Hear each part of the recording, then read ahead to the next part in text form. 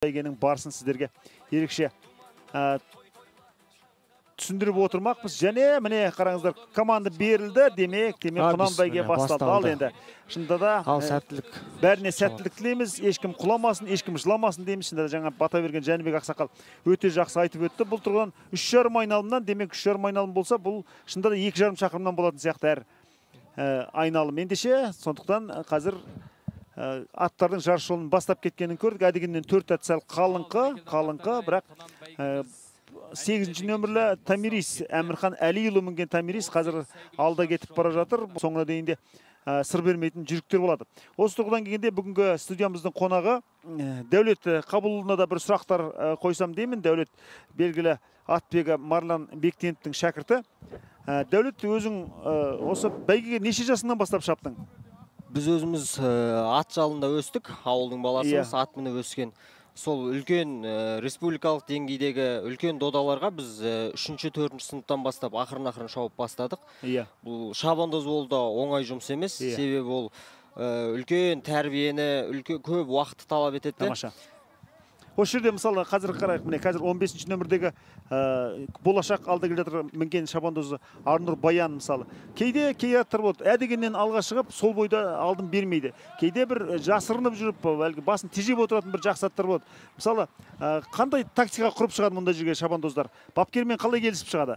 Негіз аға, енді бұл Құнан ғой, 2 жасар аттар. Бұлар жас, әлі желігі басылмаған. Көбісі шетелден келгені болсын, қол тумасы болсын. Қандай әдемсіз желігі басылмаған? Дайындалып, сол желтоқсан айынан бері дайындалып, 6-7 ай бапталып, міне бірінші рет бәйге көріп жатқаны бар, екінші рет түсіп жатқаны бар. Бірақ ішінде көбісінің әлі желігі басылмаған, бірінші рет шауып тұрған, дүбірге бірінші рет қосылғандықтан, оның үстіне жас болғандықтан бұлар артынан дүбір келе жатқан кезде көбісі бас бермей, ауыздыққа сүйеген балаға ырық бермей алып қашады, ол заңдылық. Ондай кезде не істеу керек шабандоз?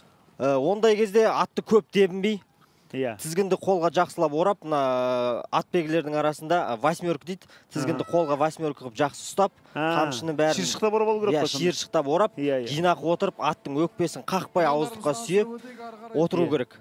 Өкпесін қақпат дегенде сонда тебінбеу ғой көбінше? Аға, тебінбеу керек. Өйткені ат тыныс алып келе жатады. Оны үстісінен бала тепкілей берсе, оның тыныс алу тәртібін өкпесінің бұзады, сондықтан ат жарыс жолынан шығып қалу. Ырғағын бұзып жібереді ғой. Ат иесі Бекбол Байжарқынов, Ақтөбе, қошеметтеп қойыңыздар. 9-шы нөмірде Тентек Торы, шабандозы. Бірақ енді шығып мәреден шыққан қалпы кіріп кететіндей Құнандар болады. Оның барлығын дайындығына, аттың қанына, арғы жағындағы тегіне байланысты негізі.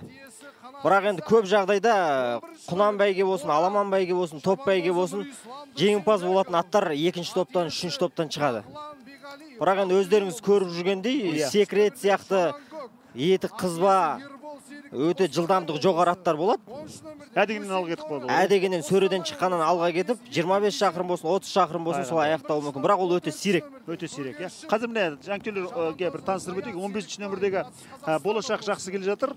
Және 11-ші нөмірдегі Боран Нұрислам Дүйсенбеков мінген жылқы. Сол үшеуі алға кетіп отыр. Және екінші жылқының 17-ші ме әлде нақты анықтауға тырысамыз. Әдегеннен тым алға кетіп қалған екен, және екінші топ олардан әлдеқайда қалыңқы. Мұндай жағдайда екінші топта келе жатырмыз деп есептейге, не істеу керек бұл жерде? Көз ұшында кетті алдағылар, не істеу керек сондай кезде? Бұл жердағы екінші топта отыруының мынандай бір себебі бар. Ат сөреден аман-есен шығып кеткеннен кейін ат терлеу керек. Ат терлемесе, ол бұлшық еттер тырысып, ат көсіліп шаппайды. Сол үшін көп жағдайда мына әккі шабандоздар атты старттан шығарып алғаннан кейін бір 100-200 метр екпіндетіп алып, басын тартып, ауыздыққа сүйеп, сол терін беруін күтіп отыр екінші топта. Бір терін шығып алуын күтіп отыр. Бір терін шығарып алып, атты асықпай, тынысы ашылғаннан кейін ары қарай қозғай бастайды. Енді қазір 2 айналымнан кейін, 2,5 айналымнан кейін екінші топ алдыңғы топтың аттарын жаңағы 3 атты қуа бастайды Құнандар. Ақырын қозғап, бірден емес. Велоспорттағы пелотон сияқты ғой, ақырында ба, оларға жақындай береді, иә, мүмкіндігінше. Жаңағыдай атты ақырын қамшы сүйкеп қойып, қамшы тигізіп қойып, деме отырып, сабамай, атты көп тебінбей. Қамшы тигізу дегенде бұл жерде қамшымен сабамай, ақырын ғана тек қана демеп отырады, иә? Демеп отырады. Оны ат сезеді ғой сонда, иә? Ат сезеді. Және сөйтіп атты көтеріп келе жатқан кезде ауыздыққа сүйеп отырып, шауып келе жатқан жолыңа қарап, атты ұрындырып алмай, сүріндіріп алмай, соның барлығы шабандозға байланысты 50-50 аға. Ал енді бұл жерде құнандар алғаш жарыс жолына шығып отыр. Міне тағы да болашақ алда келе жатыр. Сол 11-ші нөмірдегі Боран келе жатыр. 8-ші нөмірдегі Тамирис алда келе жатыр. Міне 18 қосылған екен ғой бұл жерде. Алға шыққан 18 бұл бұйрық деген жүйрік екен. Мейрамбек Оразғалыұлынікі, Маңғыстау облысы жүйрігі. Және осы жерде мына алға кеткен аттар, мысалы үшін, бас бермеді дейік. Не істеу керек сонда? Өзінің жылдамдығын ұстай бергісі желігіп алды деген сөз. Сонда не істеу керек мысалы үшін? Негізі аға, атты баланың қолының күші келіп тұрса, кейбір балалар тартып алады. Бірақ сен оны тартып алып, топқа кіргізіп ұстап отырғанымен ат ауыздықпен алысып күшін беріп қою мүмкін. Сол күшін беріп қояды дейді. Сондықтан көп шабандоздар аттың басымен алыспай, сондай шығып ұзап кететін аттармен қазір сондай тактикаға үйреніп алды. Көбісі өз еркімен ауыздыққа сүйеп, алдына шығарып, жел қақтырып, шаң қаптырмай, жолдың жақсы ыңғайлы жермен ұстап отырады. Ал енді міне бірінші нөмірдегі Ақмоншақ шында да басын көп тежеп бара жатқан сияқты. Сол ішкі траекторияда қар. Жаңағы екі атымыз екі атқа айналды, иә? Міне қуып жете бастады. Қандай тактика қолданды арттағылар? Артындағылар терлетіп алды. Мына бірінші нөмірде шауып келе жатқан Арнұр деген ініміз. Бұл білікті бапкер Сикош ағамыздың шабандозы. Серік Қазыбектің, иә? Аға, Серік Қазыбек қаншама жыл атқа шапқан, атқа шаппас бұрын қаншама жыл Сикош ағамыздан тәлім тәрбие алған. Соның барлығы міне миына құйылған, жадына сақталған бала қазір атын асықпай терлетіп, ақырын жүргізіп келе жатыр. Бәрекелді. Алдыңғы екі атты қуып, алдыңғы топпен кетіп бара жатыр. Бәрекелді. Тамаша. Тамаша. Енді осы жерде үздік создық бола бастады аттардың арасы, иә? Бұл андай тыныс алған кезде атқа да үстіндегі шабандозға да жеңіл ғой, аралар алшақ болса аттардың арасы. Негіз аға, енді бұл жерде бас нәрсе әуелі Алладан бақ, одан кейін дайындық қой. Біреуінің деңгейі, дайындық деңгейі жоғары, біреуінікі төмен, біреу аз уақыт қана қалған кезде осы іріктеу кезегіне қосыламыз деп шешім қабылдап қосылуы мүмкін. Біреу 6 ай қыстан бері ниеттеніп осы Ақтөбе қаласында болған кезде қосамыз деп дайындауы мүмкін. Міне 1,5 айналымды қазірдің өзінде артқа тастауға жақын аттар. Осы жерде қатысушылардың географиясын бір айтып өтейік. Батыс Қазақстан облысынан мысалы Гаспажа Ботагөз деген жүйріктер, олар 2-3-ші. Атырау облысынан 4-ші нөмірдегі Ханшайым, 6-ші нөмірдегі Желсұлу кетіп барады.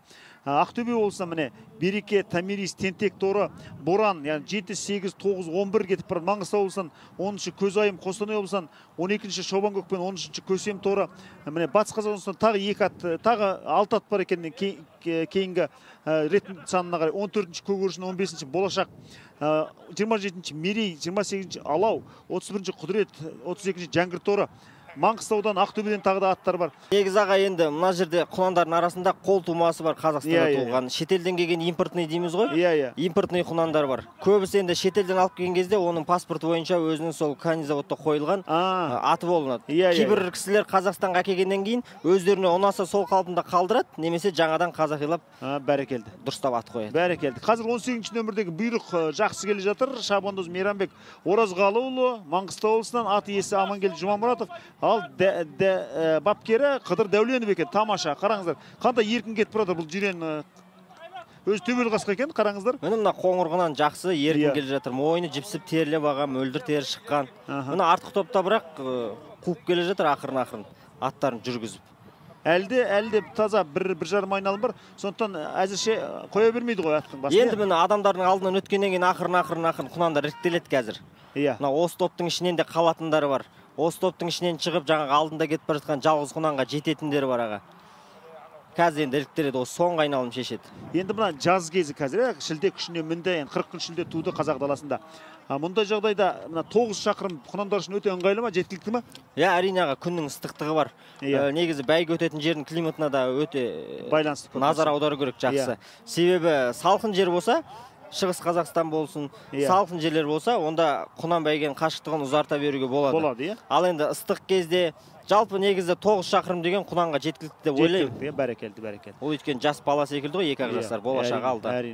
Міне алдағы сол 18-ші нөмірдегі бұйрық өте жақсы кетіп бара жатыр. Қараңыздар, шында да тері де өте қатты шықпаған сияқты. Бабы келісіп тұрған болып тұр ғой сонда, иә. Бірақ арттағы аттар өкшелеп қалды кәдімгідей. Енді осы ақырындап қуғын бастала беруі мүмкін бе бұл жерде? Шамамен бір айналымнан аз ғана қашықтық қалды ғой. Енді аға өстіп ақтарын ақырын қамшы салмай жүргізіп демеп балалар қазір. Ақырын қозғайды аттарын. Терілерін берді, тыныс терілерін тартты, міне қазір балалар. Соңғы айналымға кетіп баратыр, бір-бірін бағып отыр бұлар қазір. Бұл жерде бала рациямен байланысқа шығып отыр ма қазіргі жағдайда? Иә, қазір әр балада рация бар. Кейбіреуінде жоқ та шығар, бірақ басым көпшілігі атбегілердің рация тағып қояды. Бірақ енді осы жерде ескере кететін бір нәрсе бар. Шауып келе жатқан баланың астындағы атты жерде тұрған атбегі сезбеуі мүмкін. Сондықтан баланың өзінде кішкене сезімталдығы, сезім болу керек. Өте дұрыс сөз екен, өте дұрыс. Ал енді қазір алда кетіп бара жатқан сол бұйрық, иә? Бұйрықтың қазіргі сипатына қарасақ, өзінен кейінгілерді жеткізіп алатындай ма жоқ? Осы қарқынмен айналып өтетіндей ме? Енді аға қазіргі екпіні жақсы, қазіргі қарқын енді соңғы бұрылысқа таяғандағы қарқын шешеді. Егер оған дейін ол бұрылыстан жақсы өтетін болса, міне бала кішкене уже қамшылап атын жүргізе бастады. Бұл кәдімгі шешуші сәттегі әдейі арнайы қимыл ғой бұл сонда, иә? Иә, шешуші сәттегі жетіп үлгерді, көрдіңіз ба? Ой, бәрекелді. Артынан жетіп үлгерді. Бұл 11-ші нөмір ғой деймін, қателеспесек. Боран болу керек. Міне қараңыздар, қандай тамаша. Осы соңғы бұрылыстар өте ат пен балаға байланысты, 50-50. Баланың шеберлігі көрінеді осы жерде. Қандай мысал, не істеу керек осындай кезде? Осы жерде атты сүріндіріп алмай, қамшыны қатты сабамай, аттың жағдайына, денсаулығына қарап, шамасына қарап, тақымы сезіп отыру керек та. Бәрекелді. Аттың ол шауып жүрген күнделікті шабандоз бала болғаннан кейін, аттың қанша метрге дейін бір жоғары жылдамдықпен бросок дейміз ғой, бер алатындығын бәрін өлшеп, жанында қарсыластарын бағып кеп барып. Тамаша. Жылқына шабалатынын сезу керек қой сонда, иә? Қазір міне сол бұйрықты артқа тастады. Бұл 17-ші нөмір ме? Нешінші? Қазір нөмірін нақты анықтай алмадым. 17-ші нөмір. 17-ші Қарашық Мерей Гарипол деймін мінген ат екен Ақтөбе облысынан. Ат иесі Мақсат Әлішев және Ертай Арқабаев дейді. Қазір осы Мақсат бауырымыздың аты жөні негізі осы басқаша тіркелген болу керек, қателеспесек. Иә, Мақсат Құрманғали.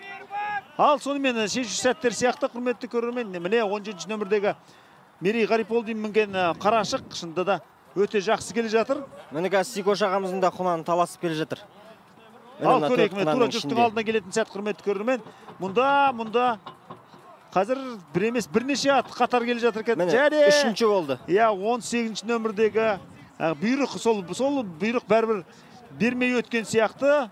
Қандай тамаша бәйге болды. Қазір бізге нақты ақпарат келіп түсуге тиіс, иә. Шында да алға 11-ші нөмір шығып кеткен сияқты еді, бірақ бәрібір сол 18-ші нөмірдегі бұйрық бірінші келген сияқты. Және көзмоншақ, ақмоншақтар ілінген сияқты алғашқы бестікке. Өте тамаша. Өте тамаша. Ал Мерейжан, жеңісің құтты болсын. Міне, неше жасыңнан бастап атқа шауып жүрсің өзің? 9 жасымнан атқа шауып жүрмін, бірақ 8 жасымнан бастап үйрендім атқа отырып. 8 жасынан бастап атқа шауып отырып үйрендің, иә? Енді қазір сенің бірінші бәйгең бе осы, бірінші болып келіп жатқан, әлде бұған дейін жеңімпаз болған кездерің бар ма? Бұған дейін жеңімпаз болған кездерім бар. Қандай бәйгеде ең үлкен жүлдең қандай еді бұған дейін жеңген? Жылқыттың. Жылқыттың ба? Содан кейін Жаңғала деген жерде Аламаннан 300 мың өттім. Содан кейін Теректіде мотоцикл тіккен бәйге өтті, ода топтан екінші келдім. Тамаша. Мынау енді өзің бірнеше бәйгеде жеңімпаз болып жатсың, бірақ енді мынау Қазақстан чемпионаты секілді үлкен ірі додадағы алғашқы жеңісің ғой. Иә. Тамаша. Енді жеңіс құтты болсын. Енді біздің қазір Спорт Плюс арнасынан бүкіл Қазақстан сені көріп отыр, тыңдап отыр. Өзің таныстыра кетшің. Сен осы қай ауылдансың, қай қаладансың, қай мектепте оқисың деген сияқты. Мен Бұлдырты ауылынан Бұлдырты орта мектебінде оқимын. Тамаша. Нешінші сынып оқисың? 4-ші сынып оқимын. 4-ші сыныпты бітірдің, қазір, бастауышты бітіріп тұрсың. Ендеше қазір өзіңнің сыныптастарыңа, класс жетекшіңе тікелей эфирден сәлем жолдасаң болады. Мен сіз қазір жеңіске жетіп жатырмын. Осы жеңісті сіздерге арнаймын. Достарың болса, оларға сәлем айтсаң болады. Класс жетекшіңнің аты жөнін айтып сәлем айтсаң болады. Гүлмаржан Жұмабайқызы, мен сыныптастарым, сендерді мен жеңісіммен бірге құттықтаймын. Тамаша.